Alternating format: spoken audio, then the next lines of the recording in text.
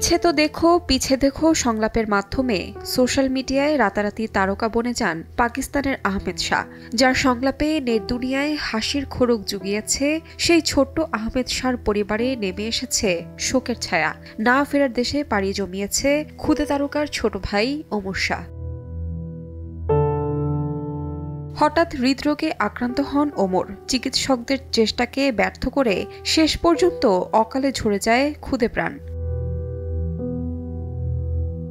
1 বছর আগেই মারা যান আহমেদ শাহর বোন আয়েশা। সেই ক্ষত শুকানোর আগেই ছোট ভাইয়ের বিদায়ে ভেঙে পড়েছে পুরো পরিবার।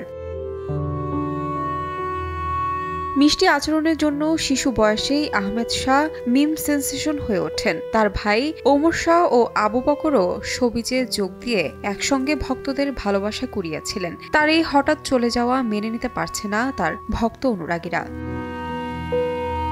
তাহমিনা তন্নি, সময় সংবাদ।